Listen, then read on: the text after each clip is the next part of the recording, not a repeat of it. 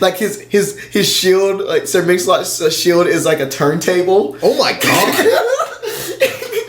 Oh my god! And he has like a ball and chain, but it's a microphone.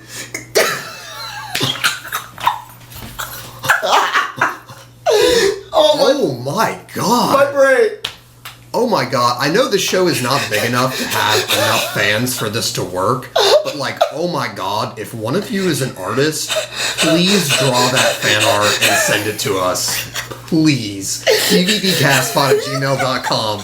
Draw us a picture of Sir Mix-a-Lot in medieval armor using a turntable as a shield and a microphone as a ball and chain or a mace.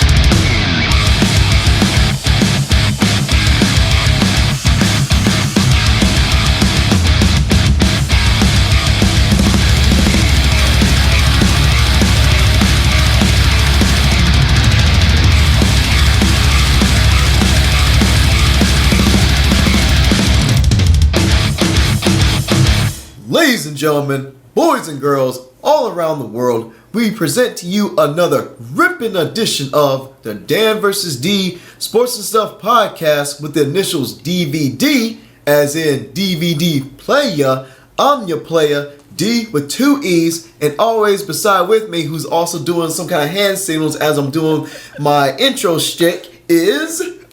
Dan with an A-N. Yeah, Dan the man he can. I like how it's just like automatic now. Like it's just become just a staple. I was lip syncing. I've memorized this intro, so I was lip syncing it. I'm really impressed, honestly. So hey D, remember last time we were talking about Magic Johnson and the whole "I'm not going to be here" thing? Yeah. So I tried to explain that to a coworker the other day with regards to the company Christmas party, which is like tomorrow night. Oh no! And like someone who's like not a sports fan and probably doesn't have any idea who Magic Johnson is. You should just send him like a clip on YouTube because it's like I really should. It's like a 12-second clip of that. But I was like, But I explained to him like the joke and the fact that the guy like literally quit in the middle of a press conference and then was like, yeah, so with regards to that Christmas party on Friday, I'm not going to be here.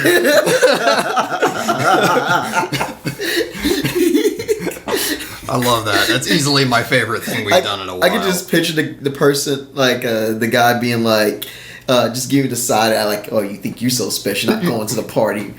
Work's been good for me. Just been learning the new ins and outs of like being in a new section, learning a new system, blah blah blah. And been hearing some good reviews, good marks and stuff. So hey, I've been doing a lot of running around, like seeing like basketball games and spending time with my girlfriend and like with family and all that. Thanksgiving was dope. The food was dope. Yeah. And I'm gearing up for Christmas, so I'm just trying to figure out a good work-life balance of like, hey, spend time with the people I care about, work, and sleep when I can get it. How's life been treating you? I'm all right. I have a job. In more exciting news, I have been doing a lot of screwing around with a lot of production stuff. Obviously working on this show as I usually do, and I am now subscribing to the online recording school Nail the Mix, which is teaching me a lot of very cool skills about music production. And I have a new podcast in the works, which tell me about it. Which I won't say anything about it right now, It's top because it is not that, but it is very, very, very far away from anyone hearing anything. So we'll keep it under wraps for now. But it will be a fiction show, narrative based with full production and voice acting. Word, I like that. Sort of a natural evolution of what we've started here. I like that. Well, actually not a natural evolution at all, because this is two guys talking about sports, and that's the weird thing that is not that. So when I hear evolution, I think of the wrestling stable that was comprised of Triple H, the Nature Boy Ric Flair, Randy Orton, and Batista. the movie star, but Dave Bautista. That was a pretty good Better wrestling known as stable. Drax. And the guy from Stuber. I need to watch that movie. It seemed like it was like a fun little watch. Well, in the sports world, I think the Ravens are now pretty much definitively the best team in football. They are. Like, I'm in the regular season. Now I'm waiting to like I've seen enough, and they're really, really good. With yes, Lamar Jackson's gonna win the MVP. I think about unless he has like a catastrophic failure. Russ has fallen off a little bit. So Yeah, that's like all it takes. Unless like the Jets blow them out like 50-0 tonight. Like I think he's got the MVP on the wraps. What do you think the Vegas odds would be on the Jets winning 50-0 tonight? I don't know, man, but Like, if I'm you sure bet somebody one- bet like $10 on it, will probably come back with like $10K. I was gonna say, yeah, like if you bet $1 on that, like you just would have to, you get to quit your job the next day. Man, No, it's like a thing where they very intentionally never offer like extraordinarily massive odds like that on anything, because like It could happen?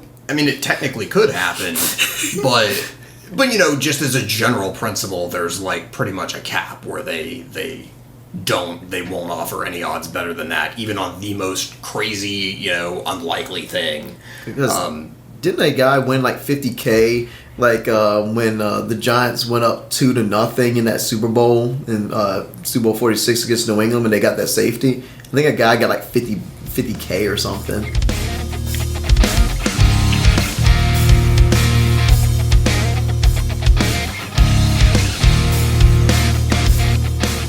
A bunch of other stuff has happened. Oh, Myles Garrett hit somebody with a football helmet, which Yes. I suppose is our first topic. Yeah, let's talk about that. I mean, it's been talked about and it's gone, but this is really our first time like talking about it outside of text.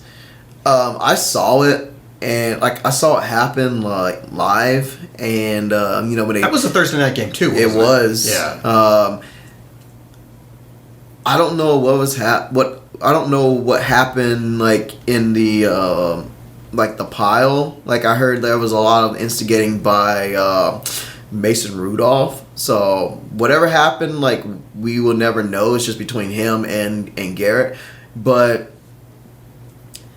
there's certain like no matter how much something makes you mad, you can't do that. Like I mean, if you would have just punched him in the face, it would have been one thing. It would have been like, okay, 1 game suspension, or like, yeah, or it'd be like, okay, don't do that again. Versus, holy crap, you have like a weapon that could like turn this guy's brains into mush. And like, you got this guy that's 6'5" and 200 and like, 60 pounds and just solid muscle. Freaking Mr. Universe.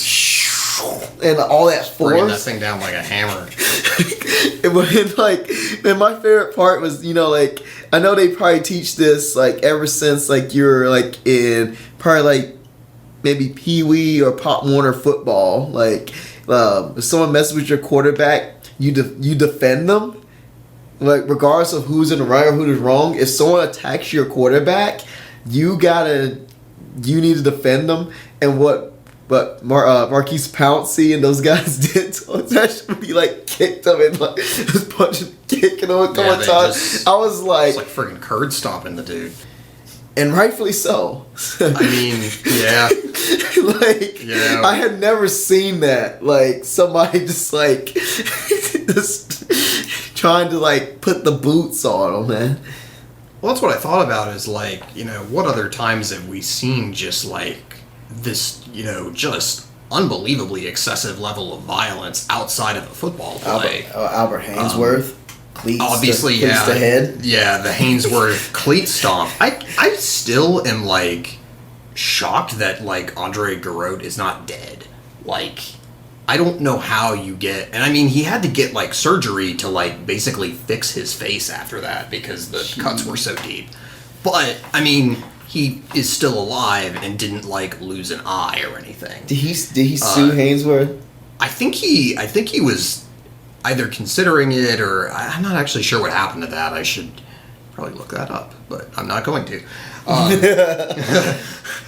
But, yeah, I mean, that's probably the worst incident, at least in, like, our living memory that we can remember. I remember a college game where that kid, there was a kid on Miami who ran in during a brawl and swung his helmet. I think he missed. I think that was Brandon Merriweather. Was it really? I think it was.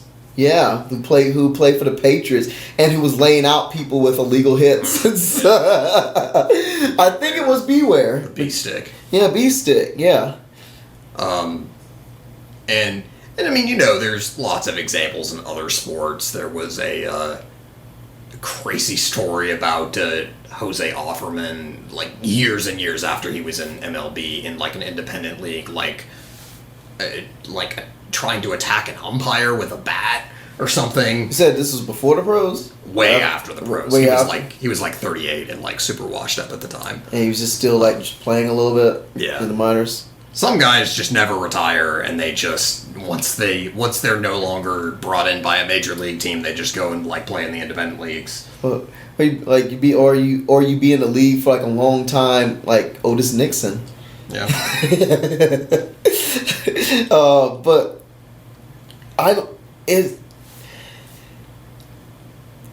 it was I can understand things can make you mad, and we do things where we are like really when we don't think clearly when we're really upset. But he could have killed a guy, and plus he literally like for the little small playoff chances they had, he compromised those even more. Yeah, by getting himself suspended for the whole season. Yeah. I mean that's the least of his worries, because now he's gonna have that Ndamukong Suh rap. Once you get labeled dirty player, or that was Vontaze Burfict level. Yeah, and I think even Vontaze was shaking his head. I mean, the thing is, like, obviously there have been like tons of like fights over the years between the Bengals and the Steelers, but over things that Burfict did during a football play, at the very least. Yeah, I mean, he probably like knocked Antonio Brown into insanity that we know him now. Yeah. I don't know. That's not really how CTE works. I know it's not how it works. It's like I wouldn't be surprised if that was the case. It's a solid YouTube comment section take. They also use that in First Take. Case in point. So here's something I'm curious about, and what the whole thing kind of got me thinking about. Uh-oh. So I want to know what your reaction was, especially since you saw it live, but just to preface, like, you and I have been watching sports our whole lives, and, that are really kind of rabid. I like how you said R. It's National Grunt Like a Pirate Day. It's not. It's National Talk Like a Pittsburgh Pirate Day. Black and yellow. No. But so you and I have been watching sports our whole lives, and born in it. Our like rabid sports fandom is like the impetus for us doing this show and all that. So we're very used to the idea that athletics, just as a general concept, is violent, and virtually all sports are violent in different ways, even if you're not. Like in basketball, if you play it the right way, it is very physical. In the lane, physical. In the hole. Shoot, and boxing out, all them catching elbows and knees and all that. Shoot, man. And so, like, we understand as just an intrinsic concept that, like, even in baseball, you think of as sort of like a 19th century sport where there's not a lot of contact. Like, there's still tons of injuries. I still miss collisions at the plate, though. Yeah, whatever. I know. Debate for another day. But, guys get hit with baseballs all the time. That scares the heck out of me.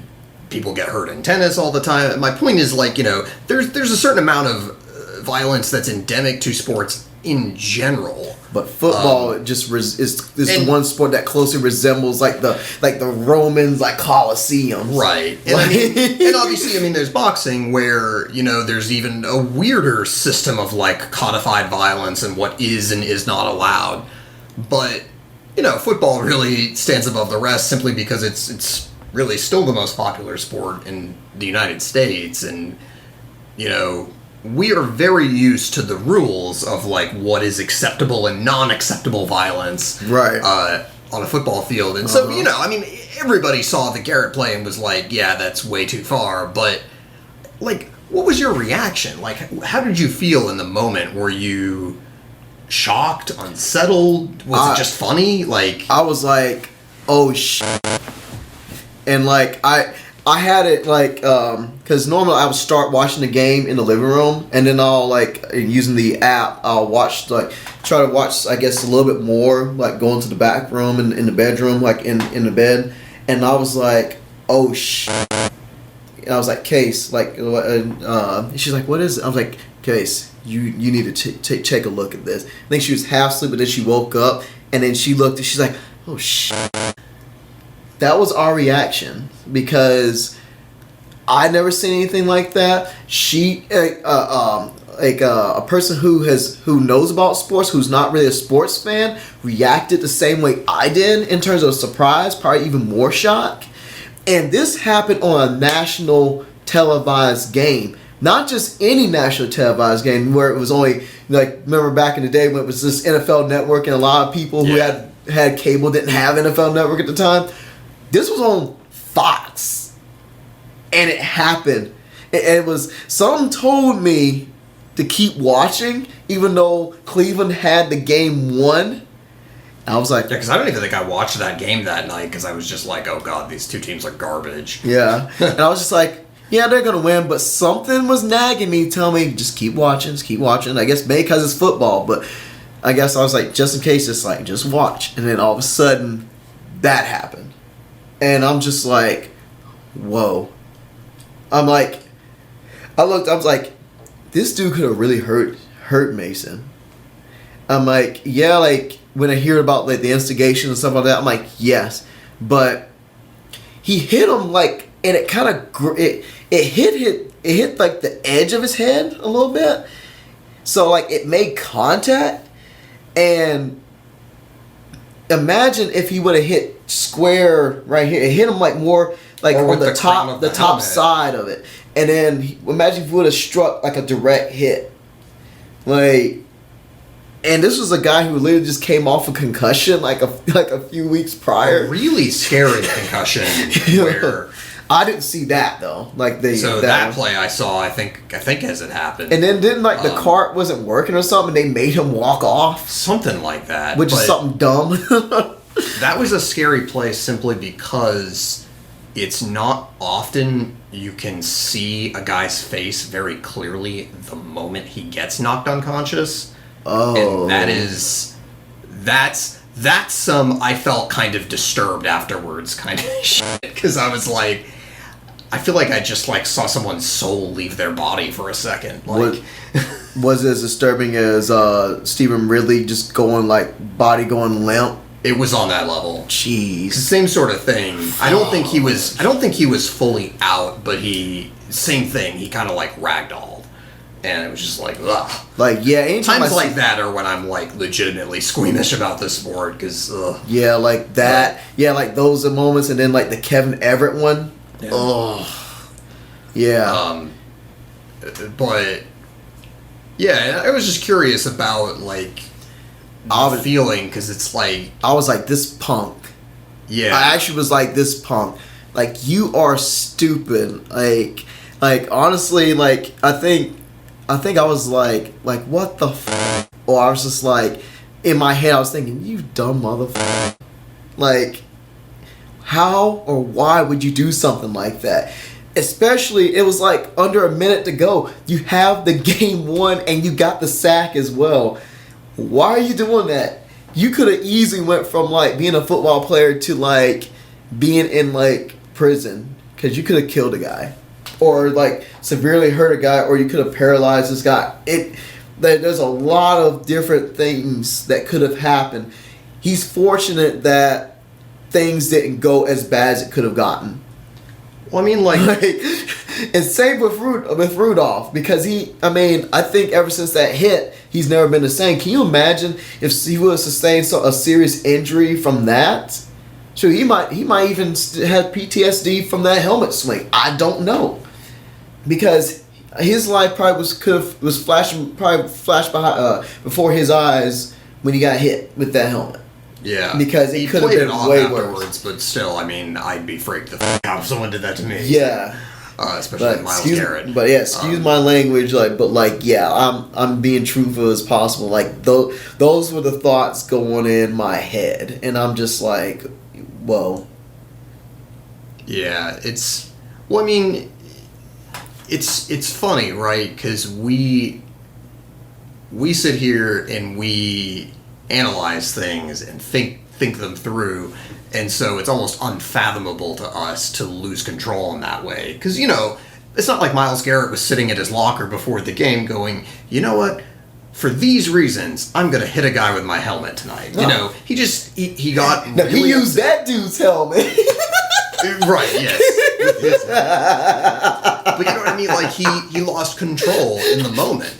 And it's weird because, he's a guy who has a reputation for being, like, very cool and, cool with fans and very chill outside off the field. Lately he has been, like some, like, unsportsmanlike conducts and stuff that's slowly been chipping away at that rep. So, yeah. And this one just shattered it. But,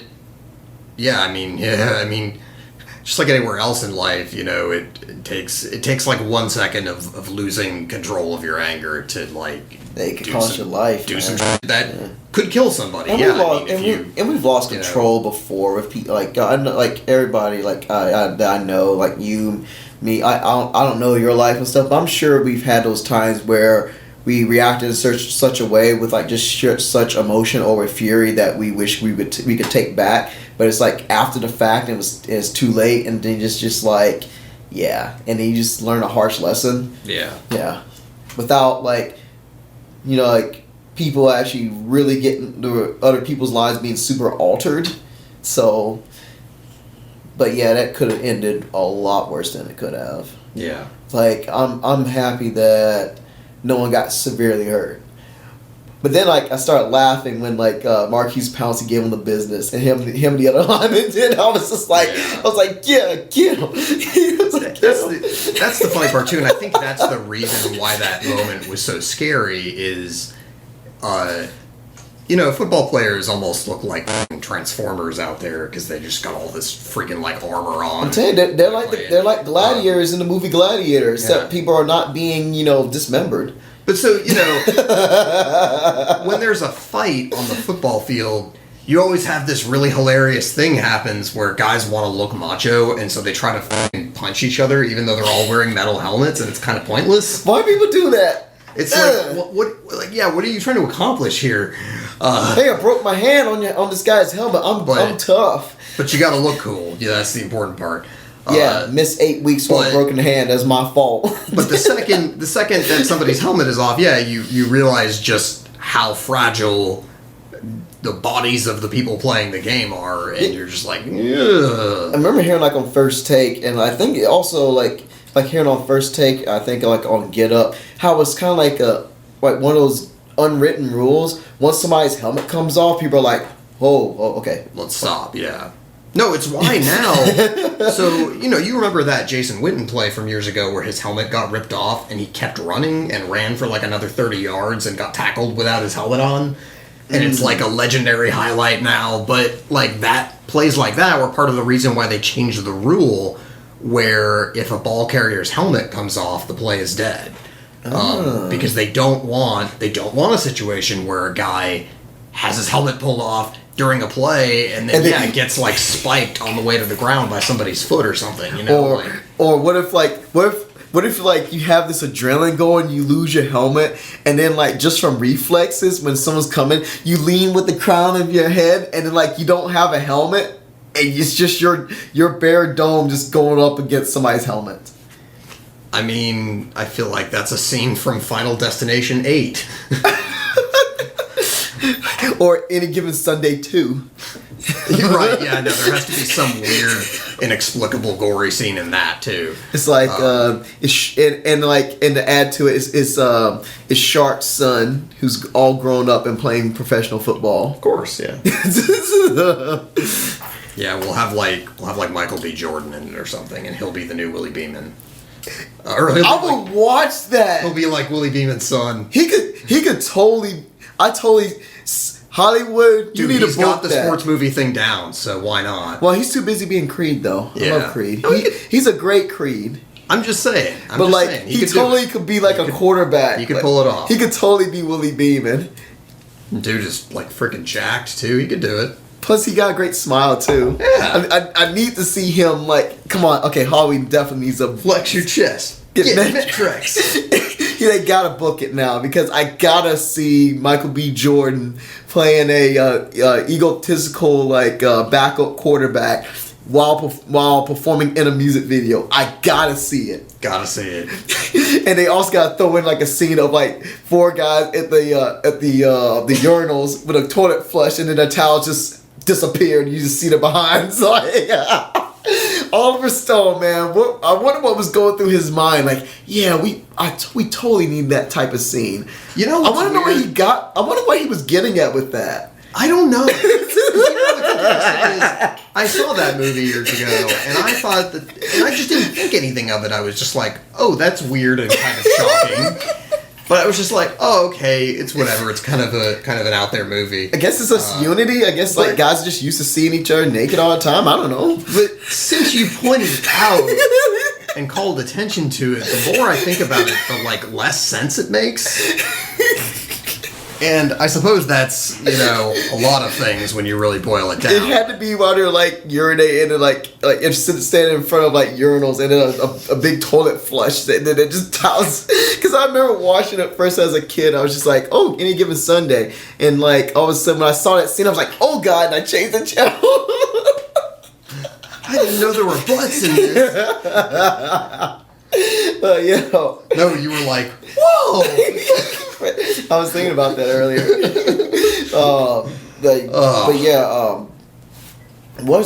I guess closing on with this, like, what is your thoughts? I mean, I know you didn't see the play. You only went by word of mouth, and you saw clips I showed you, and you probably saw like the sports clips online, and like probably heard on the radio about it and stuff. So, like, you feel like what's your like what's your other thoughts on it on Garrett? I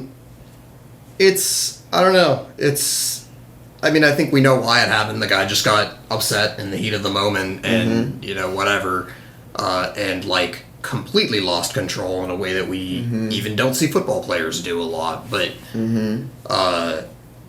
it's a crazy one, man. Like, that should be anger management 101. That clip should be shown like everywhere because like this was this close and like being a catastrophic nightmare. Yes. Yeah. But it's sort of funny that like there were like Cleveland fans like they were like burning or beating up an effigy of Mason Rudolph at like the next Steelers Browns game. I'm terrible at this, but like I honestly thought it was crafty and thought it was funny. It was classless, yes, but I thought it was funny as heck. I mean, like there are 32 NFL stadiums in the country, and if you go to the parking lot of any of them on a Sunday, you're going to find heads. So, like, whatever. I thought it was creative and funny, but it was also like classless. But it's just like, well, yeah. But like, I think didn't like Tomlin also have like a T-shirt referencing it or that something? That was Kitchens. Oh, wow! No, it's Kitchens. Just all the Browns. Of course, it would be Kitchens. Yeah. Like, wow. There's no way Mike Tomlin can do that. Yeah, I was going to say, Mike Tomlin would never do that. Plus, with the realm of double standards, oh my gosh, he would be painted as a thug real quick. True. Fair enough. And, like, I also, like, this is like a callback to, like, years ago, Richard Sherman made a good point. Like, thug is, like, kind of like the new, well, he said at the time, like, thug was, like, the new N-word. Like, so, there's no way Mike Tomlin could have done that. Yes. Anyways. So, yeah. Myles Garrett, like, that was very dumb, but bounce back. You'll be fine. But really focus on that reputation because, like, once you get that bad apple, that bad name, it's very hard to, like, turn over a new leaf or to get that benefit of the doubt. So. Well, I remember someone saying this about Belichick when Spygate broke, that it's the sort of thing that, like, never... You can absolutely rehab your reputation, but it never really goes away. It's going to be in the first paragraph of your obituary, you know. And that's that thing for Myles Garrett. Like, no matter how popular he gets the rest of his career, he's going to have to spend the rest of his career redeeming that. Continually and repeatedly proving that he won't do this again. Yeah. And that's part of what happens when you screw up that badly, is that you have to atone for it by repeatedly proving you won't do it again.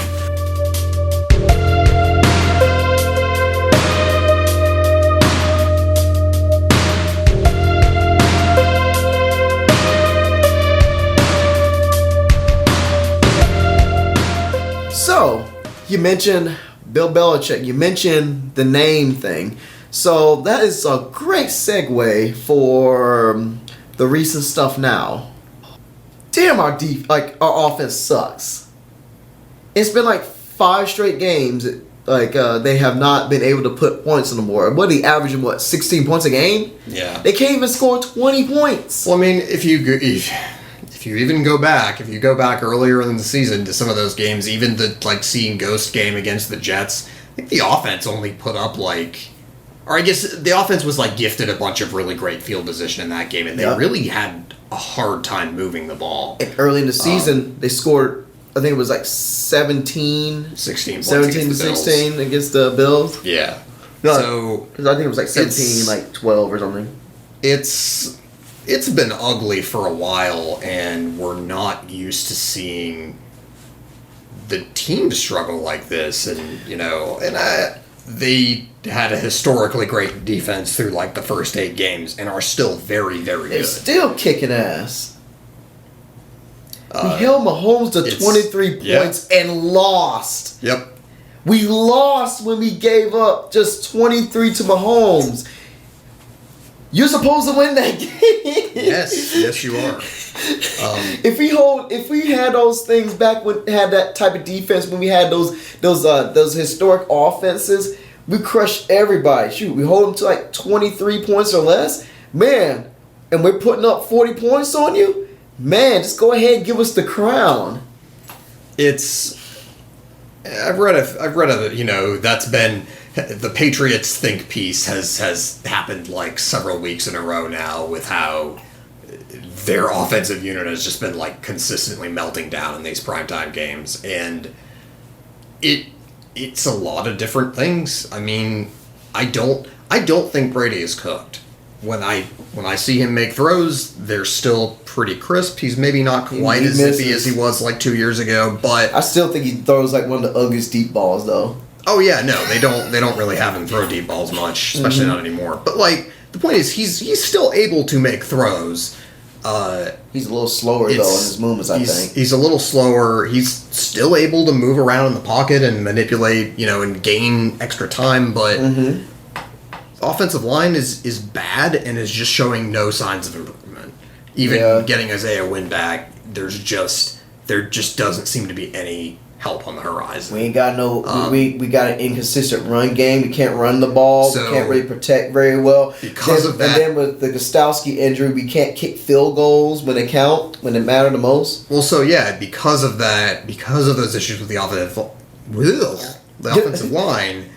You know, offensive line is bleh. We're not exactly. They're so bad they made me not speak properly.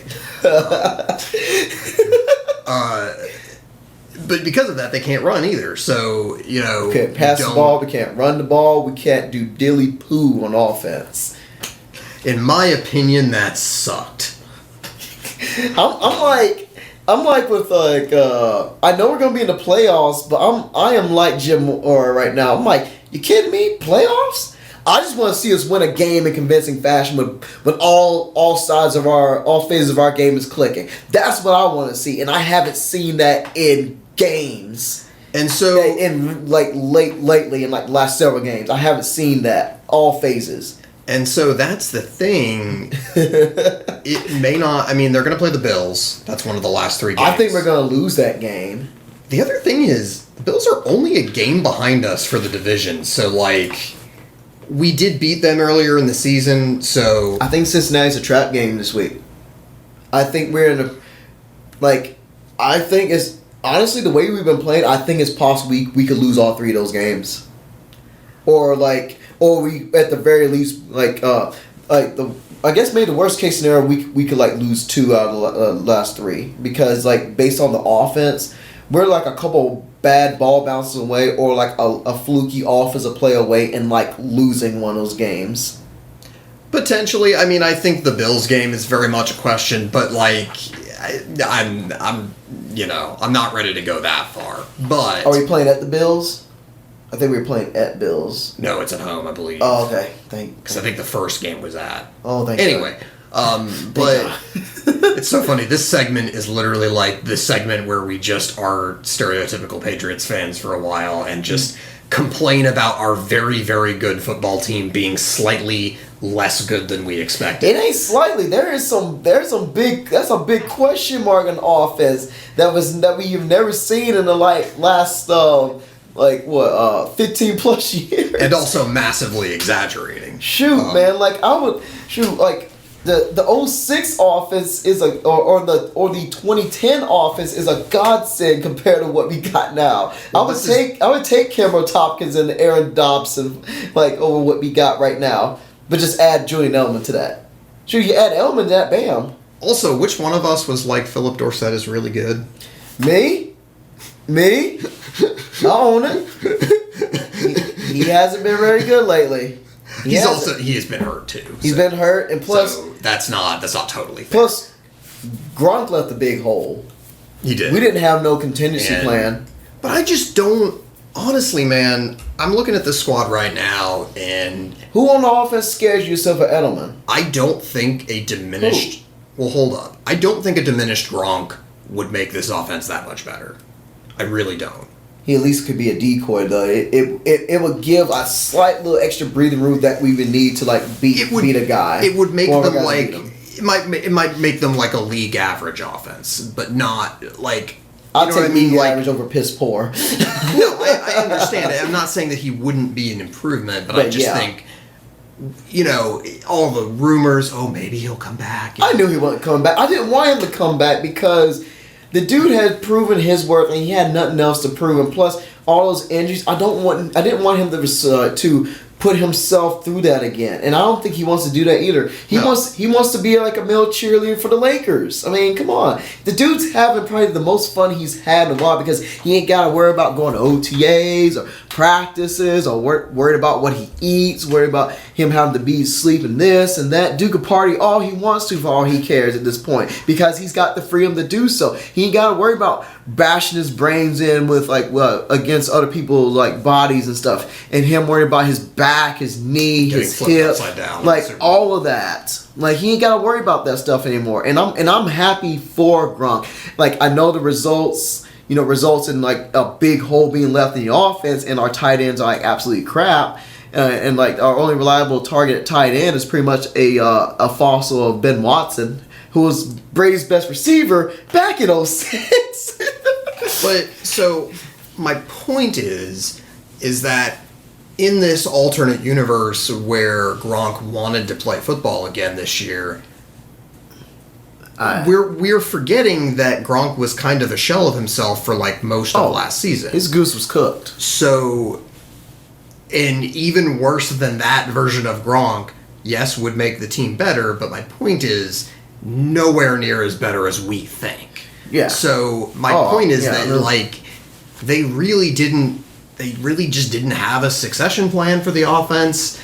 That succession plan turned out to be a flippin' idiot. I still do not understand why they let Josh Gordon go mid-season like that. Because made literally no sense. Because we had Antonio Brown. No. No, that was Demaryius Thomas. Yeah, Demaryius Thomas was cut and I mean, Thomas has been a fourth receiver for the Jets. He's not been a game breaker, so whatever.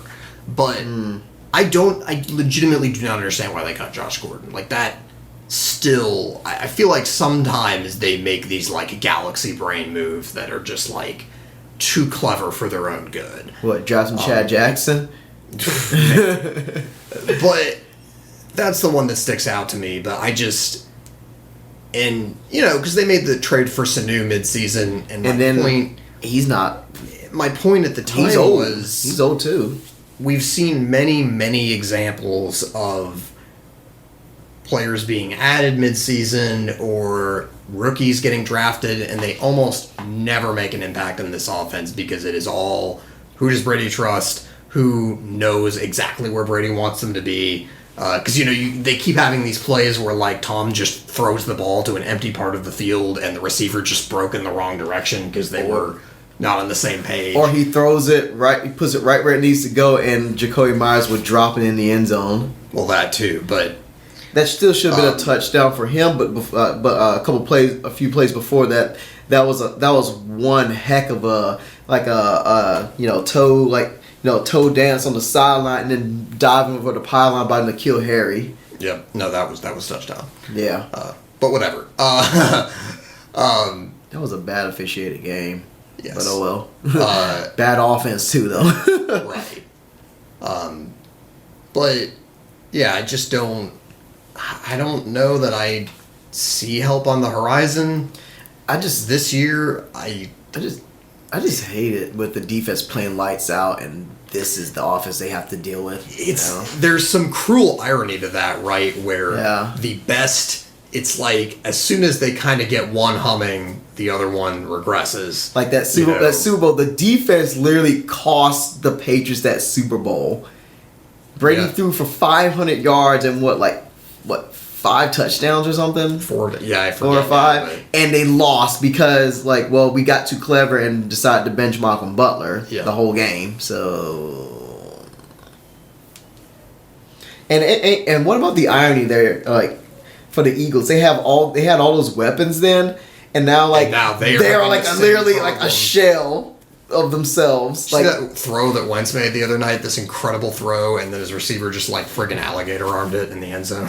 Oh, that's just been the whole season for them. Which, whatever. They got their ring, so I don't feel bad for them. So, yeah. Yes. I don't know how coherent any of that was. No, it's coherent to me. Offense stinks, and it's just I don't think like the other thing is that it's just hard to watch. It's like those bad quarterback play you like talked about, like you criticize, like you hate seeing. And then I don't like watching bad teams. I don't. Yeah, and that's pretty much our offense. Yeah, and like I don't know. It's sad to. I mean, that like at some point, because remember with Peyton's decline happened like mid-season. It was very, very sudden. After he came off of injury, when after Osweiler gave him that relief, relieved him for those several games while he got back, and then after that he just pretty much was a game manager. No, he was bad before that. They benched him because he was playing so badly. Remember, he had that game where he was like I thought he was injured. I mean, he was injured, but it was clearly like not injured enough that he couldn't play. They sat him down to just be like, "Yo, dude, just take some time, get your head right." And because I mean, every football player is injured in some way during the season. Yep. It's just what the sport is. But like how I just remember Brewski saying, nobody's like at this late in the season, nobody's 100%. Bruce, Teddy, but because I remember he had that game where he was like 5 for 20, and we were just like, "What are we watching? Is this the same guy?" And he just lost his arm was gone, and he did enough at the end of the season to win the Super Bowl because their defense was so good, and maybe that's what we can do this year. I don't know. But our defense is not that scary because we don't have like that type of pass rush like that. They have freaking Von Miller, but it's the same kind of like very hard to watch. Oh yeah, although this, I don't know. So is it the weapons or like you say it's not Brady? He's not cooked. So is it the weapons? I think it's a combination of I think it's both. It's he's Brady is declined. 42. He's declined a little bit, but as recently as the first game of this season, he freaking torched the shit out of the Steelers and was making throws in that game. So you know what I mean? It was there. It's still there. It was within the first 4-game window when you're trying to figure stuff out and whatnot. Look at the Steelers' defense now. They would destroy us, man. And their royal coach right now. I don't think we could beat the Steelers if we played them right now, which is... I mean, we probably could. Maybe we could, take one touchdown to the house, from... 2 pick sixes off Duck Hodges. Duck. But I genuinely think if this team had either a competent offensive line or talented receivers, one of those two things, it'd be fine. But they don't have either right now. And, just none of these guys are getting open, and teams are starting to do what the Chiefs did, which is just double Edelman on every single play because they just can, and none of the other guys can get open. I think that's where we miss Gronk the most, because Gronk at least took one of those people out, and then Edelman he benefited heavily from that. I mean, he's very, very talented, but the benefits with having Gronk on the team really did show. Seam routes. Okay, I'm just going to go under this. Yeah. Okay? Pick your poison. And I think you see the difference is that, when they won in 2016, when they beat the Falcons, Gronk was not on that roster because that was one of the years that he missed the whole season for injury. But we had a great line. We had they had a good line. We had a good running game. And James White was running wheel routes and everything. They still had James White then, but they had...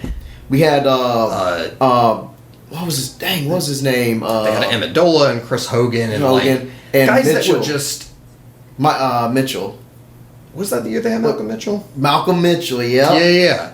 And he was actually pretty good towards the end there too. Mm-hmm. And the thing is that those guys were all veterans who I don't think any of them were the greatest players. Malcolm Mitchell was a rookie, and sad that he retired so early. But I'm glad he was able to get a Super Bowl ring when he did. Yeah. So, but they were just guys who had experience in the offense and knew where to be. And Mitchell came on very quickly. But Hogan and Amendola. I think that's where we are hurting right now because we don't have a Hogan or an Amendola. Because those are the guys that stepped up during the final weeks of the season and then into those playoffs. Because how Amendola would be average in the regular season, but then he'd be big game Danny in the playoffs. We don't have those second options. Jacoby Myers and N'Keal Harry. Yeah. And Mohamed Sanu, who's played at least 8 years in the league because he played I think he played his first 4 years or something in Cincinnati. For Cincinnati. And then he played for a few years with Atlanta. So he's got tread on the tires, man. I think what's holding him back is just the lack of experience in this offense. I think he's getting old. And, probably that too. But, so... The best thing you can hope for in this situation is that... Not losing in the first round of playoffs? Well, essentially that they use these next 3 games almost like the preseason to really get guys into form. Just run the football every play. No. They can't do that either. Can't do it. I still think... I mean, again... They don't need to be, a world beaters. Top 10 offense. They need to be a league average offense. They can do that. They're not even that right now. If they can go out and get 3 touchdowns a game, then the defense can do the rest. Yeah, this ain't the offense we grew up with, man. No. Or lately, so. Yeah. And I mean, you knew it had to come eventually. You would have liked to think, again, that they would have... But it went... It fell off very quickly, and you would have liked to think that they would have made a better plan in the offseason, because let's not forget that Antonio Brown was not something they planned for. Nope. That was just a fell into their lap sort of thing. Boy, how much could he help right now? But imagine if the Brown stuff had never happened. We'd still be going through this. Dude, the Raiders would have a wild card spot right now. They'd actually because the offense is actually kind of decent. Yeah. Anyways, I think we've beaten the horse on this one. Yep. So, the tapes. Oh, God, I forgot all about that. Doom, doom, doom. Well, since I'm tired of the Patriots, I don't really have that much to say about it. I don't either. I just kind of like just shut my eyes from it because I don't want to watch this. I'm just thinking, in my mindset right now, I'm thinking, I used to read this book, it features this character named Ramona. And I remember her dad saying this one thing, because she would like do some, do some stuff, or like would do like bad habit stuff, whatever. And her dad always would reply to this. He would say, first time is funny, second time is silly, third time is a spanking. I think this is that third time. I'm like, are you kidding me? More? Like, we're already having trouble as it is defending Spygate, defending Ballgate or Ballgazing, but Deflategate. But how can we defend it if it happens a third time? What do you say then, man? The only thing I've been able to do, say nothing. I just shake my head. I'm like, yeah, I don't know, man. Like, with more stuff will come out. I'm just pretty much like being a politician. I'm like, we'll hear more stuff that comes out, but I don't know, man. I literally was telling my brother yesterday before the game started. I was just like, I don't know, man. Like, I didn't even have nothing to say because I was like, come on, guys. We don't got like 2 scandals associated with our names. We ain't got time to have like another one like attached to our names. If there wasn't an asterisk before, people ain't gonna hesitate to throw a big fat asterisk on our team name now. And that's what goes on in my head. And I've just refused. I'm like first take will be on, and I'll walk past and like, okay, they're talking about the Patriots and stuff. But I have not really I might maybe Google and see what was up, but I really haven't gone out of my way to dig into the story because I just don't want to see it right now. I'm like, it sucks, man. Because essentially there's 2 realities, one of which is true, and we don't know which one it is yet. Either this is something that got blown out of proportion because they're the Patriots, which is basically what Deflategate was. Let's be clear. Did they technically still do something illegal though? We'll never know. You still can't really do the footballs that way if they did that or stuff. I don't know. But oh God, we're doing this again. This is before we had the podcast, isn't it? It was. Oh my God. Tom was suspended for destroying his cell phone. And for, you know what I mean? It was basically, we cannot prove you did anything wrong, so we're going to punish you for obstructing justice. And because so much fuss has been made up, we have to do something. In front of the rest of the league is watching, because we can't just do nothing. For all we know, maybe he destroyed the phone, maybe because he had news of Giselle. I don't know. I wouldn't let people look at my phone either. Boss is not going to look at my goddamn cell phone. That's bull. And I feel like I'm coming off as a Patriots fan who's trying to truther this, but if you actually go back and you can even read, people have gone back and written about the case afterwards, that they're really basically at the end of the day, we really needed it's very to win that court case. You know what? I'm done. I don't Sorry. I don't want to talk about this anymore. I'm sorry, I just killed your train of thought, but I had to throw that nugget in there. I'm done. That sums up my feelings about this whole thing. I just don't want to talk about it. Did I just cause Dan to rage quit on my podcast right now? Just rage quit the podcast. Stop. Was it because of my comment, or just you don't want to talk about it, or was it both? You know that point where your brain is just I can't, this is a roadblock, I can't swerve around. I'm sorry that interruption, man. Episode 3, listeners. let's move on. I don't think there's a whole lot more to say about that. All right, cool. Because literally all that was going to happen is I was going to rehash Deflategate, and then we were probably going to end up rehashing Spygate, and then we were probably going to end up going all the way back and debating whether or not the Big Bang happened, and I just don't want to do that today. Man. So in a sense, I accidentally saved you? Yes. Yeah. Cool.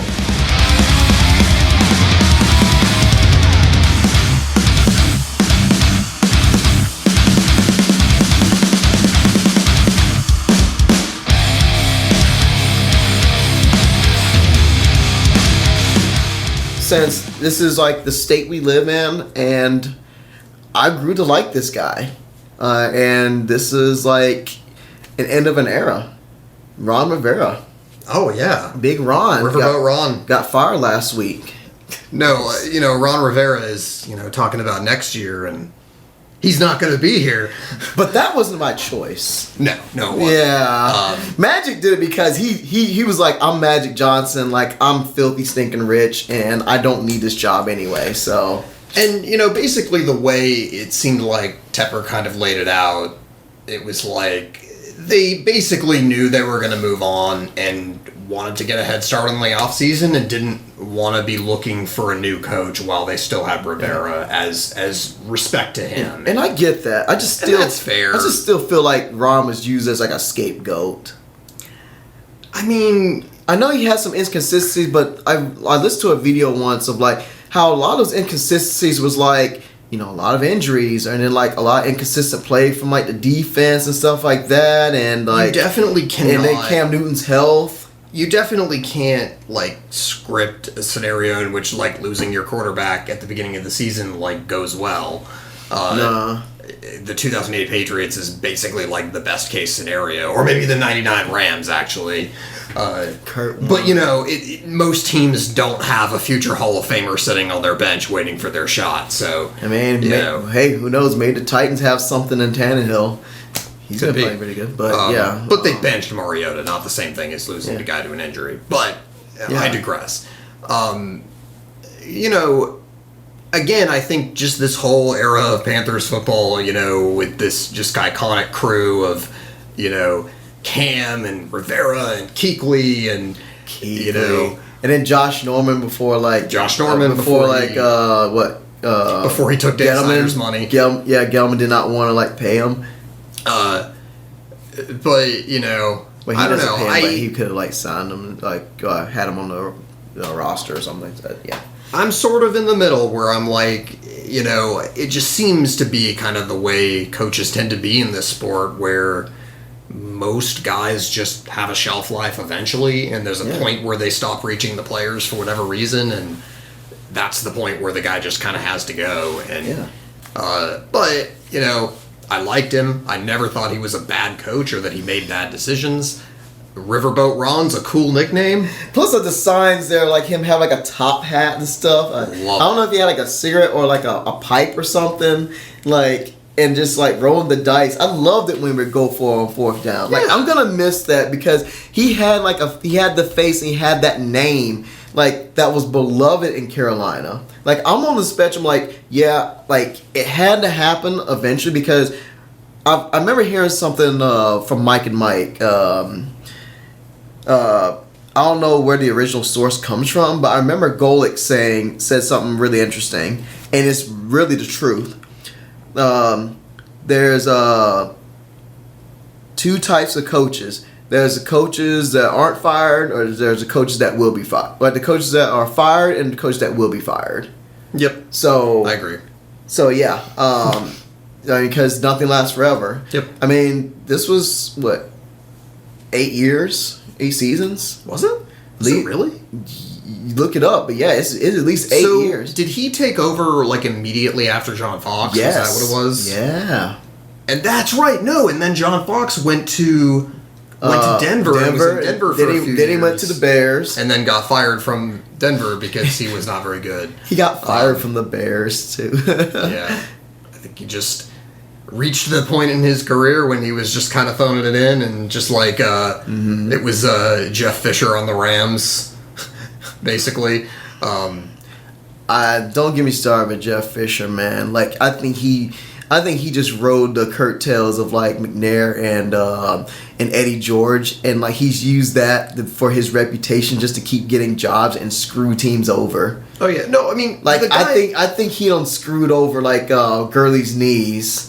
Oh yeah, yeah. No. So forget that guy. The guy did at one point like coach good teams early in his career, but yes, he coasted off that reputation for way too long.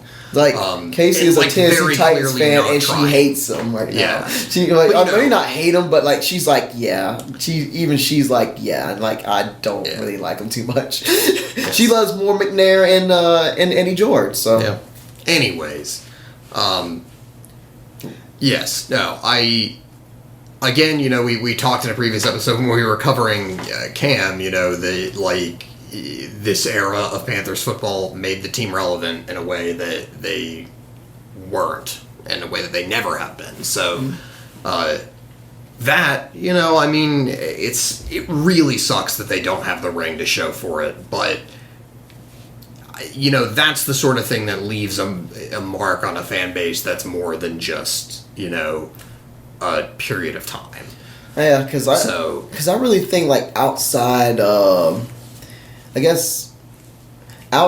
states like Carolina, other than places that neighbor us like Atlanta or Tennessee, South Carolina, maybe Virginia, we're more of a niche. Like Carolina, like the Panthers is more of like a niche fan base. It ain't nationwide. It's not like oh my gosh, there's Cowboy fans in every state. Oh yeah, like tons of every state. Pittsburgh, like across the nation, and like all those teams like that. Patriots fans, all of it. Yeah, like it's the way the Warriors. It's the way it is for every expansion franchise that has not had massive amounts of success. That was the Patriots really before this era. This insane run of success that they've been on is what gave them this like national popularity. You know what I mean? Same thing with the Cowboys. It was all the stuff they did in the early 90s and the 70s. And most, some teams are famous just because of the city they play in, the Jets. Oh. It's news whether the Jets are good or bad. Just like the Knicks, even though the Knicks haven't been relevant in like 30 years. I just love seeing Spike Lee at courtside though. Yeah. Anyway, yeah, no, I love Ron Rivera. Like, I love him, and, like, yeah, I'm going to miss him. Like, did the move need to happen? I think they could have maybe had, like, another year or two with Ron, but I knew the writing was going to be on the wall because, New Ron ownership is not Tepper's guy. And neither is Cam Newton, and I think that's going to be the next domino to fall. Even though I think they should at least keep him for another year because I don't feel comfortable in giving my giving the keys to the Ferrari to Kyle Allen just yet. I don't. I'm not even sure if he's even the answer. I think we can put to bed the Kyle Allen is like an NFL quarterback thing. Like, he's a backup. Mm-hmm. That's what he is. Like, I would give the keys to Gardner Minshew before him. He had some success, and it's great, but the guy very clearly is not going to be a guy that comes in and, like, elevates your team, which a healthy Cam Newton still can. So, at the very least, we can, like, put that to bed. I don't think if the Panthers get rid of Cam that, like, Kyle Allen is their plan, or at least it shouldn't be. They have no contingency plan. They have no plan. And... well, unless it's tanking, or maybe they have a bad record, and what if Tua like goes into the draft? What if they're like pick number 10 and they draft Tua? I guess then you suck for a year and then draft another good player when Tua comes back. Although actually, it sounds like he'll be back in time for next season. So depends. It's a real tricky rehab. Yeah, but Tepper. In spite of my dislike for him as a human being. Is he a bad human being? Oh, well, he's a big businessman, so yeah, I guess it comes with the territory. He was just like a, garbage, like, hedge fund manager who was known for having brass testicles on his desk. So, that kind and he had his company's headquarters, like, offices like set up to have like a sports bar aesthetic. So he's like that guy. He had what? A sports bar aesthetic? In like his hedge fund's offices, I guess. That's what I heard. So, you know, I'm sure you had a real great time if you were a woman working at that company. It seemed like that just comes with the territory of someone like with that much of power. At this point. Yeah, no, I'm sure everyone. He kind of freaks me out though. He looks a little weird to me with the glasses, that little bald head and glasses. He looks like that strange glasses guy. I don't know. Strange glasses guy. But he has like a lot of money and stuff. But he's a good guy. But he just looks like in a looks category. He looks a little off, or he looks like I don't want to see what he looks like when he's mad. Like that sort of thing. Yeah. I'm sure, like, if he puts his mind to it and stuff, he could be a good guy and stuff. And plus, it seemed like, is he a better move than like having Jerry? Jerry Richardson was like... Or is it just trading one old Jerry for a new Jerry? Jerry Richardson is like the material that you get scraped out of a mole on your back, but like glued together into a human being shape. Ew, he was also looked like the Penguin from Batman. Like... That is about Jerry Richardson's worth as a human being, given that he had to be publicly shamed into sitting down Greg Hardy and was most definitely doing all sorts of gross shit with, around female employees of the Panthers. So that's a thing. Yeah, I don't think we want to relive that. This is about Ron, dude. Yes. But my point about Tepper simply is this, that it does seem like he wants to put a strong analytics team in place and really wants to sort of embrace the new school. He looks like he wants to like take it. Like he looks like he's one of those guys who's coming in like, okay, you guys like y'all were here, then y'all went up here, y'all went down, y'all bump your heads into the ceiling. I want to take us to this. Right. Just like that ambitious new CEO coming in like, I want us to go higher than we could even dream of. And like I respect that type of ambition. The way if we put it in work, that's a different story though. Well, it's encouraging that he didn't immediately come in and just fire everybody. He took some time to evaluate what they had. Let's see what I got. Okay, I don't think I want to go this direction. Yeah. Rivera's been there for a while, and unfortunately, I want to look that up real like, quick at how many years he's been there. I think only the 2. Or Ron? Or Ron? 8. Yeah, like 8. Okay. I think it has been 8 years. But, yeah. So, like, it makes sense to me on that perspective. And, I don't know. We'll see. But Godspeed, Ron. Hope you get another gig. But, I think the NFL's analytics revolution is going to lead to a lot of older guys getting forced out. It says something about 9 seasons according to Wikipedia. Yep, it sounds right. Yeah, he was coaching like when I was in like early college, dude. I was gonna say when we were still in college. Yeah, that's incredible. I was like, why we fired John Fox? Actually, I think I was like, yeah. I think I was more of like, yeah, it was kind of time for John Fox to go. This one is more like, oh, I wish we could have kept him because the dude did like, it's like Fox had us here, but Ron also like had like that. He had like he had the face and the name, and then also Cam Newton had the face and the personality and stuff. Like that like made us more relevant in like the in the public eye. Yep. Like the general public knew of like John Fox is like, okay, yeah, John Fox, but in the general public, when you hear Riverboat Ron, people are like, oh, that's Ron Rivera for the Panthers. Like I said, great nickname. So, like, the world knew more of, like, the nation knew more of the Panthers because of, like, Ron's name and Cam's name. Yep. And those two, I go hand in hand. That's why I think Tepper is, while I strongly don't recommend this, I think he's just gonna cut the cord on Cam because I think Rivera and Cam are like this package deal, and don't be surprised that him trying to trade Kuechly. because I do think if you're gonna ditch the, I think he's gonna clean house. if you're gonna ditch the franchise quarterback, then it's time for like a full rebuild. I think he's gonna clean house because Kuechly is getting older, and he's surprisingly had an injury history, and he's not gonna get any younger, and like, and then the older guys and whatnot. I mean, but I just think it's gonna get clean. On the flip side, we have a very recent sample of Cam playing very, very well in, is it Norv Turner that came in last year as the offensive coordinator? Yeah. Cam playing very, very well in Norv Turner's offense before he hurt his shoulder.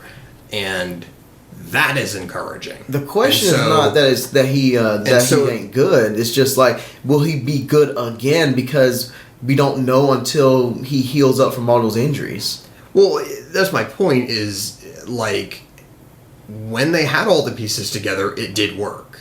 Mm-hmm. And so we've seen it recently work. Yeah. So, but a lot of times businesses, they don't want to sit and wait for something that probably 50-50 shot that this could not work. People want to bet more on like a more sure thing instead of like a retread, that instead of trying to recapture the magic that may or may not happen again. Like, I can see that logic. I want them to hang with Cam for another year to see what they have, because we just don't have no answers at quarterback outside of Cam. Well, so that's what I mean. Like, the choices are try to win or like definitely be blow it up. You know what I mean? Like, I don't think there's an in between. For next year, like, because Tepper's already said, I'm not standing for mediocrity anymore. And that's, if you're gonna go like full process, isn't that mediocrity? But anyway, we don't have to rant about the process because yes. Anyway, that's wrong. Yeah, but thank you, Ron Rivera, for your services, like your years of service. It's like he's like a veteran. For many years of happiness, and did he actually serve the military? I think he actually served the military. Didn't he? He did. Yeah, because I see him featured in those like the USA US commercials. Yeah. But thank you for your years of service, because I think you put Carolina Panthers football more on the map than it was before, and you became like my favorite coach that Carolina's ever had. I mean, honestly, the way I've kept up with him is like the coaches I've known is him and John Fox, and I think he definitely surpassed John Fox. Oh, hell just from the name and then like the progress that he made, and also having good teams helps. Yes, so I'm gonna miss you, Ron, because like I'm just gonna miss saying Riverboat. Even my mom would be like, "Oh, Riverboat." Like, I love that name. I'm gonna miss saying that, or people saying, or the announcers or commentators mentioning that on camera and stuff. I'm gonna miss that. We're just not gonna have that again. I'm gonna miss the delightfully mediocre Pepsi and ADT commercials. What can I say? Like he's like just shaking. He's nodding his head, yeah. And plus, I just like, and this might be small, but I love those glasses that have like the tint in them. And he just looking like Cool Daddy on the sideline with them with them glasses, man, and with that nice tight haircut too. Ron looked like he could like. I would love to like have a beer with Ron Rivera, like, because like he seemed like a really cool guy. He looks like somebody's cool uncle. Yes, and he looked like he could like if somebody got out of line, he looked like he could kick somebody's ass. Yeah. No, he's like he do. I wouldn't want to mess with Ron. No. Here we go. Here's your movie plot. It's Ron Rivera is the cool uncle who used to serve in the military, whose house you get sent to for the summer to straighten you back into shape after you've gotten into trouble after school. Oh man. That sounds like a movie that The Rock did. Like, no, yeah. It's gonna be the new Walking Tall. Walking Tall 2. Did you Walking Too Tall?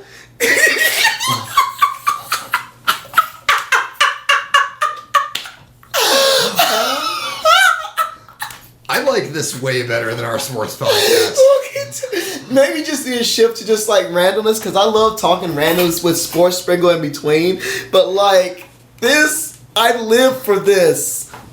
Dude, so here's a fun fact I learned like yesterday.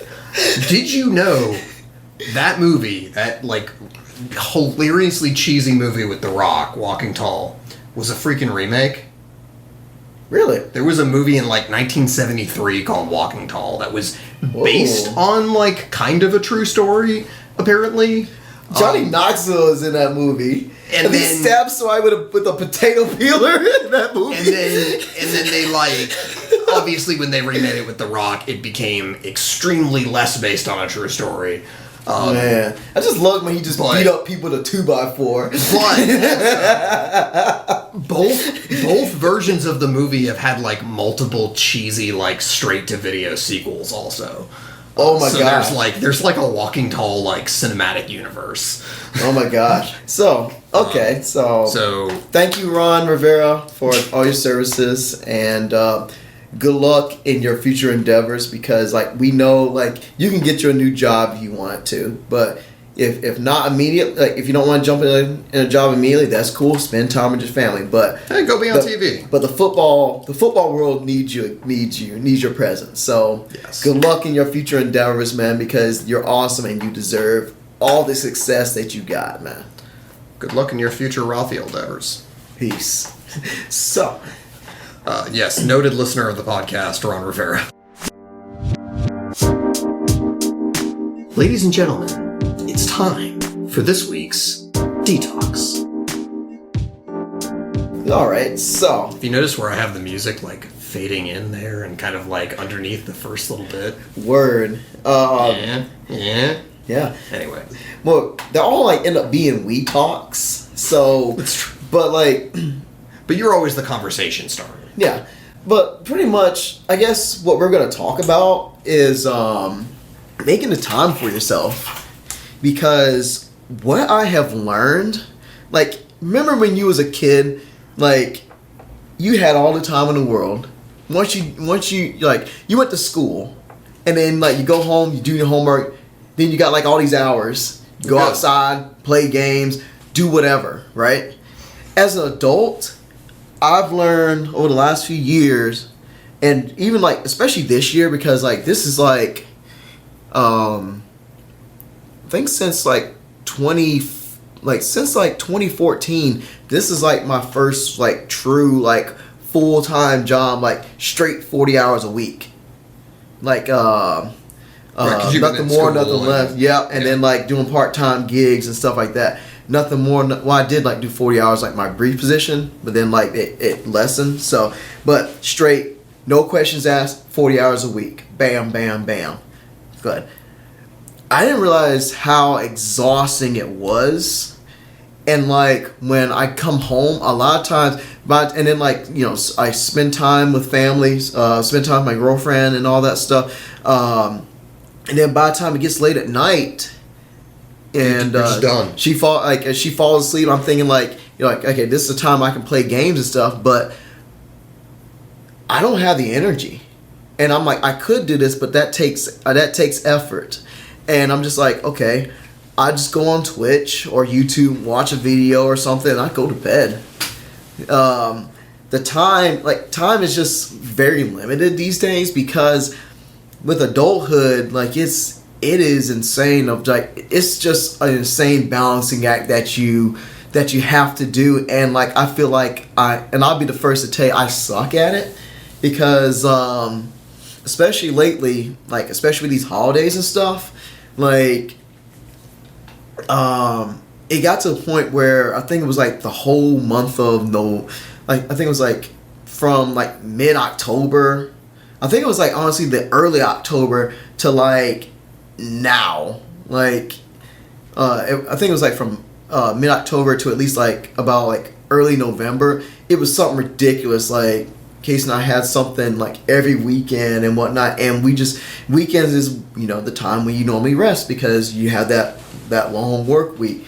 But then when you're doing all these like these get-togethers with family, or like you're doing all these social events and stuff, then oh my gosh, like you're just worn and beat down. And that's where, and it's something that Casey had taught me, taking time for yourself. And I'm trying to do more of that. And, even if it's just something simple, I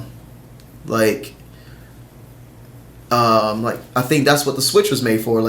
Hey, I can play a match or Rocket League for 10 minutes on my portable remote, put it away. It's is there a video that you was looking forward to watching all day? To make the time for that. Or you just want to be silly, or you want to stand, or if you want to be in your office and just sit and chill, doing that.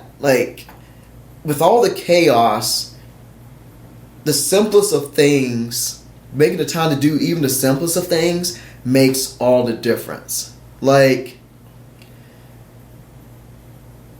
are well past the times where we could do gaming marathon sessions for 5-6+ hours. We can't do that because our schedules don't allow that. And even if we did, with our attention span, the way we're I guess, quote, grown up now. We are grown up. But we're teenagers at heart, I guess. I don't know. At times, I don't know. Spiritually. Yeah, spiritually. Yeah. I was gonna say kid at heart because we love things that people the old generation might be oh, that's kid stuff, but I digress. It's just those taking time for those simple things because I tell you, I was so busy on Saturday and I got home late and I normally make time to play Rocket League every almost every week, one night, every week, a weekend night with my friend Daniel, one of my best friends, Daniel, and we do that. And then after we finished that, I was feeling really tired, but something came over me, and I was like, I've been dying to play Monster Hunter. It's 1:30 in the morning when our Rocket League session was adjourned. I said, fuck it, let's play. And I was like, okay, there was a mission I wanted to play, an optional mission, but it was on a timed event thing, so they had took it off. I was like, oh, I want to play that. I'm like, wait a minute, am I actually at the end of the game? Fuck it, let's jump in and let's do the final boss. And I kid you not, I didn't get into bed till I guess just before 4 a.m. Early Sunday morning. But the fact that I gave myself drive to because I knew that was something I really wanted to do, and even with the chaos that was in my life, because I went to a basketball game then, with my little nephew, and then went to the mall and did this and that, and with all those obligations I had, I pushed through because I knew this is something I really wanted to do, and I did it, and I finished the main campaign in epic fashion. I can tell people look, it was late Saturday night, I felt like playing this, I put my foot down on the gas and I went for it, and I did it. And that's where I'm not recommending people to stay up all night, because as adults now, as I realize, we really need sleep. It's really important. Plus, it's vitally important. Plus, me staying up that late, it threw me off most of that day. Yeah. So, but what I'm saying is trying to make the time for yourself. It could be anywhere from an hour doing this or 10 minutes doing that, but making sure you remember that you need your time to do the stuff that you enjoy, music or doing this podcast. So that's an interesting point, because but it takes work to have leisure time now. You have to plan your leisure time, and you gotta be methodical now, instead of it being like a freelance, oh, okay, well, I'm bored, I'm just gonna do this. I understand why my parents were always we'd be at my grandma's house, my on my dad's side, his mom, and him talking with his parents, And he used to say, "Okay, boo, let's go." Like, and I'm ready to go. Then they'll stop and talk another 10 minutes. Okay, we're gonna go. And then they talk like another 10 or 15 minutes because those. And I used to think that was annoying as hell. But as I realized, and I've thought about this lately, it is with the life being so hectic. Having those moments to be able to talk with your parents or to chill with your parents or to be with family members that you haven't seen in a while or that doesn't often happen, like those moments, those make big differences. Like how, when we get the gang back together and everything, we're not really sitting down playing those games like we used to. What are we doing? We're talking. We're socializing. We're catching up because we don't know when we're going to be able to do this again.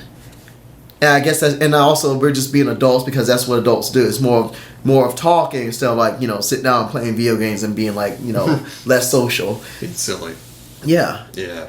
But yeah, it's just those little things of just making time for and just taking care of you. Because time is precious these days. Yeah. Well, that kind of struck a chord with me because... struck a chord. Music. You Drake Bell? T.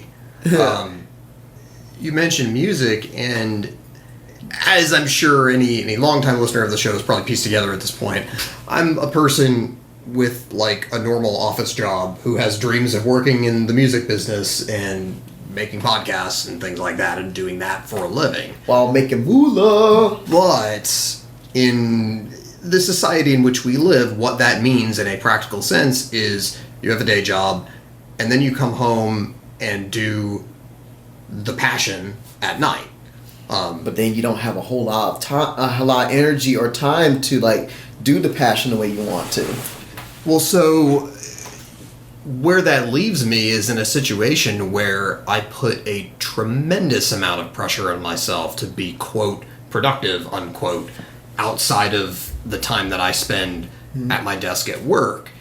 And in essence, that makes this not so much like this podcast, because I've been very protective of this as a fun thing and not an obligation for that reason. But, as far as like music goes and a lot of the production stuff I've been doing, it almost becomes like a second job, but a second job that like never ends and is just going 24/7. And it, I get into ruts sometimes where it's like... What, like your music or podcasting? Yeah, with the creative stuff, because it's like, sometimes, yes, you need to come home and just fuck off and play video games for an evening because that's what makes you relaxed and recharges the energy. And I came home and watched a movie the other night, and I intentionally decided I'm not going to, like... I'm going to rest no matter what, because at some point my brain is going to go no mas, and I'd rather choose to rest instead of feeling guilty about it. Were you referencing that boxer that said no mas? No, but good reference, even though that's not... That was a 30 for 30 I need to watch. Yeah, the Sugar Ray Leonard, what's the guy's name? Duran? I think so. I need to look that up. I need to watch that. I need to watch... Yeah. I need to watch all the 30 for 30s from episode 1 to all the way to they probably have 100 of these now. They're pretty much all good. Yeah. But at some point, the well is dry and you got nothing. Have a really hard time. I've been struggling lately because I just have had such a hard time staying motivated to work on music stuff. And I have this project that's so close to the finish line, and I just. Sometimes you just gotta collapse and be like, I got nothing. And sometimes you just have to give yourself permission to be like, try again tomorrow. It's okay. But it's in my situation, it's sometimes it feels like every day that I don't make progress towards my dream is like a wasted day. And that's how it feels because, every waking moment in our culture, we're supposed to be using to be productive. And so when you're not productive, it's very easy to make yourself feel guilty and feel like I didn't do anything worthwhile today. But sometimes being lazy is being productive too. If you dedicated that time to yourself and your own well-being, then it wasn't a waste of time. Mm-mm. And I think that's the point. Yes, sleep is productive. Yeah, your point is not, yes, you should definitely stay up till 4 a.m. playing video games. Your point is make time for yourself. Or if you have something you really want, go after and get it, man. Yes, yeah, like, it's something that makes you happy, and, like, feeling happy and experiencing happiness in life is a good thing that you... Like, anyway. Because all that took was an extra hour. That was just an hour and a half. Right, and and it was just, like, maybe, like, a half hour of, like, ending cut scenes and, like, you know, and it was just so flippin' sweet seeing those credits roll. Because I haven't seen credits from a game roll in a while. Because I actually finished like a main story of a game for the first time in like a long time. Yeah. No, and I mean, you know, it's... Oh, fuck. What was I trying to say? Yes.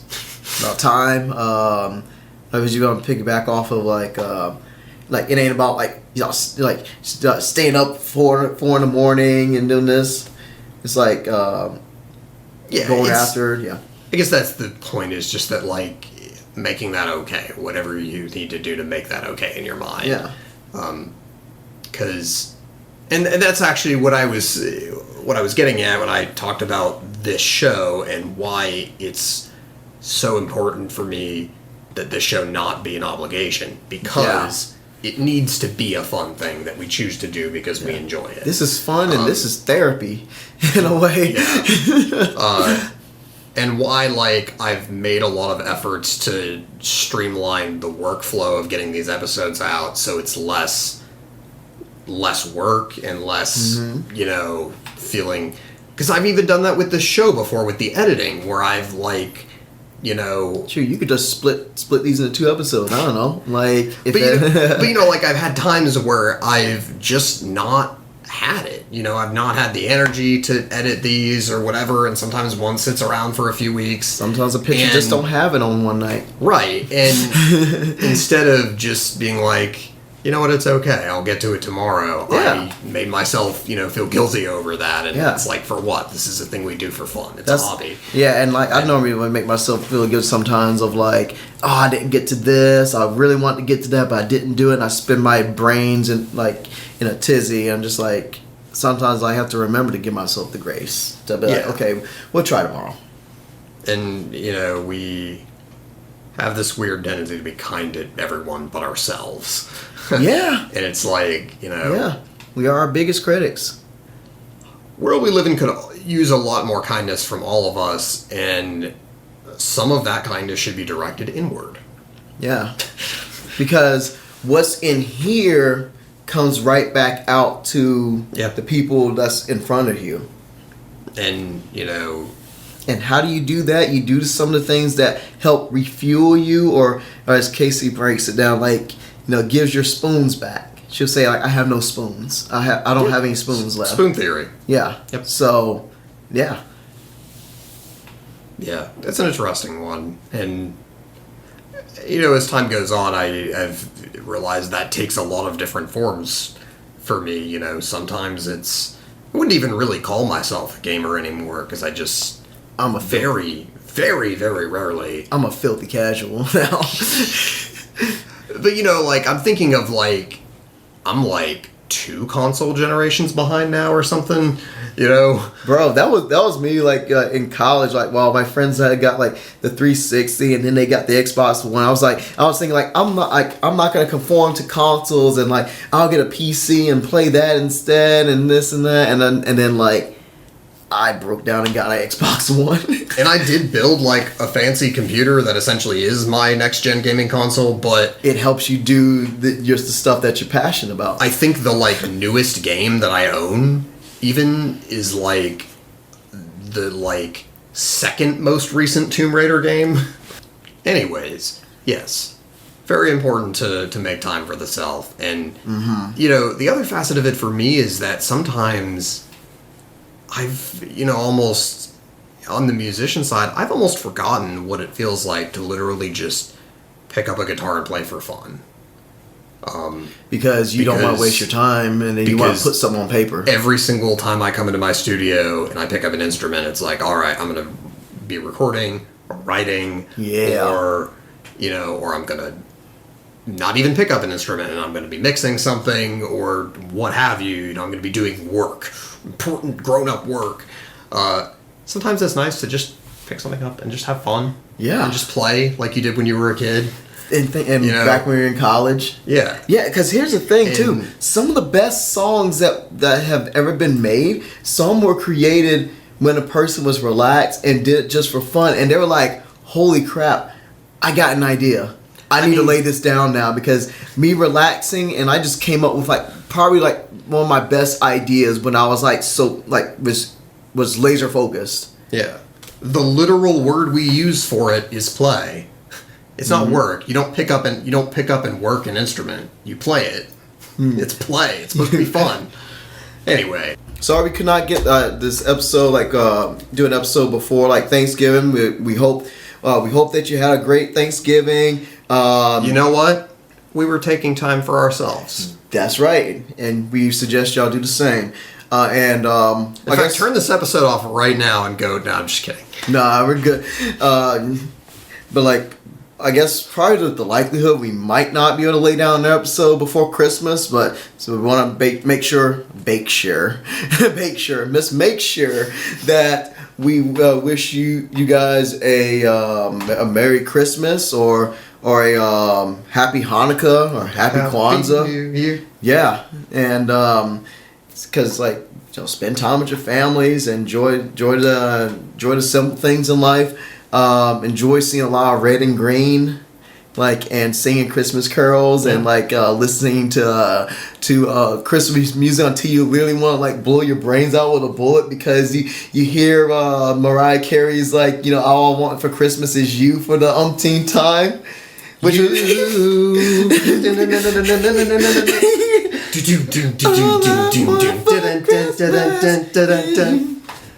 don't want a lot for Christmas. I was thinking about this. You know how the NBA makes a big thing about having Christmas Day games every year? I remember one time they featured her in the commercial bumps and stuff. Love it. But they should make a tagline for that. We dish you a Merry Christmas. Oh my gosh. And they just show all highlights of great assists, but with Santa hats photoshopped onto the guys. Can we have Jason Williams, a young Jason Williams from the Kings? Yeah. Yeah. Just glad to be here, being able to talk, and being able to catch up. Huh? In the DVD dome. Yeah. Absolutely. Our old stomping grounds, our new stomping grounds, actually. Love it. And I redid I know you can't see it, but I redid my office, and we have a proper space in here to record now. It's really nice. And also special shout out to my little nephew's team who was in that Christmas tournament this past week. Yes. It ended yesterday. Had a heartbreaking loss, but they played against a team. They're a 9th grade team, but they played against a team that was actually the junior varsity team of this other school. Oh, wow. It was much bigger, and even had a guy who was the MVP that actually was dunking in warm-ups. So but they fought tooth and nail, and there was just a couple extra. The team just made a couple extra baskets in the clutch, and that's how they won the game. But they hung with a team that was blowing out all the other teams that they had faced. They hung tooth and nail and was going back and forth, back and forth. It's like in wrestling, you have a winner and a loser, but in wrestling, you know how sometimes the loser of the match can somehow come out strong. That was them. Yeah. And they have no shame. They should have no shame and should not hold their heads low. They should hold them high, because they showed me they had a lot of heart, and they showed me that they do have they have the tools necessary to be a great basketball team, and they got skills. So they work on look at the film, work on ironing the kinks out in practice and stuff. They keep getting better. The sky's the limit for them, and I can't wait to see what they look like when they move up to junior varsity, and then when they grow up and then go to varsity. Those kids go on places, and I had fun time watching them, cheering for them the last few days.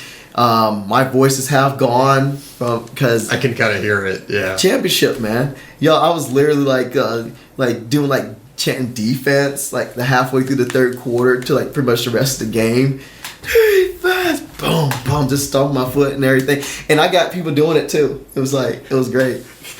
Dude, someday when you have a kid of your own, I'm gonna be here for you being a crazy sports parent.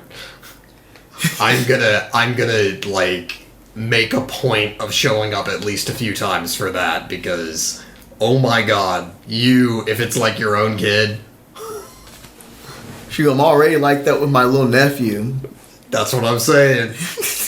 I'm here for it, man.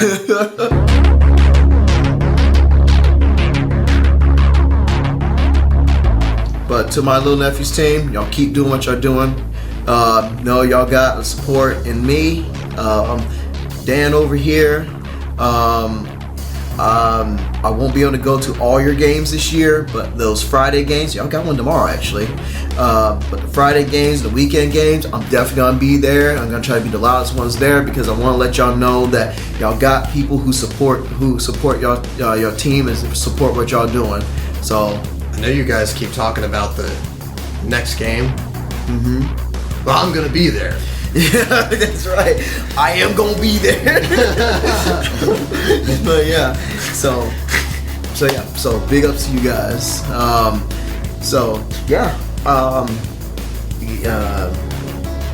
This has been a great show. So with all that said, I've been D with 2 E's, and always right beside my main man right here.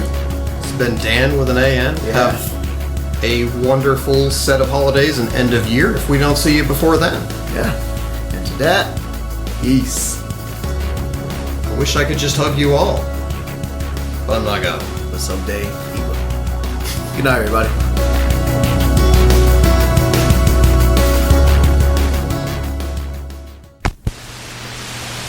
I could see where Tepper was Tepper Gore. Is that Tepper Gore? Oh no! Oh no! We're gonna talk to Congress about how heavy metal is a moral corruptant.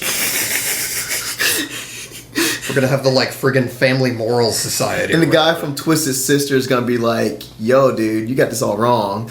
Anyway. What was his name? D. Snyder. D. Snyder. Bingo. How do I remember his name? Yes, because how do you know that? We had a music and contemporary culture class, and we actually saw a little mini documentary of of that case. Love it. And that's how I learned that Ice-T used to do heavy metal, thrash metal. So yeah. Anyway. No, I love that because of that, even though Twisted Sister is long, not been relevant, but he got that too. But D. Snyder has that. D. Snyder will literally never have to buy a beer in the metal community ever again because of that. Plus he has a trademark look. He has that blonde hair, that curly blonde hair, and those shades. Yeah. Didn't they do We're Not Gonna Take It? That was Quiet Riot. Quiet Riot. Okay. I forget which one Twisted Sister did, but okay. Oh wait, no, God, no, crap, no, I suck, I'm terrible. I think that was Twisted Sister. Because didn't Congress try to make it oh my gosh, it's telling people to disobey authority and telling people the right and commit violent crimes and stuff. Wow, I actually thought that song was Quiet Riot. Wow, I suck. And I don't know who Quiet Riot is, so I suck too. You know that supposed story about there was a kid that supposedly dunked on LeBron at one of his basketball camps, and he had the tapes destroyed so no one would ever see it. That will be me with this podcast. I'll have to just edit out that entire section. Is that Dunkgate? Destroy the tapes? Yes. You have to destroy the tapes, so just Goodell destroyed the Bronny-gate. Bronny-gate. And I can just see people doing parodies. Hey, look, I made brownie cakes, and someone destroys the cake. Where's my brain going? I love hanging out with you, buddy. I love that we have recorded an entire podcast that no one's ever going to hear. It's all good. The lost episodes after dark. No. Actually, that's just too many name drops. No, this one will be this. This is too many name drops. We'll censor the names, and this one will be a Patreon exclusive. Oh my, I like it. You have to pay us $10 to listen to this. Let's go What with came that. first, the chicken or the egg? So much of that's getting cut. Yeah. Ow. Leave that in, because you just hit your toe on the keyboard. This is the We Talks. It's the Weed Talks. Oh, man. Only if we were living in Colorado or California. I said Colorado. Colorado. California. California, they just fuse. That would be easier if they if they were like neighbor, like adjacent states. They just California.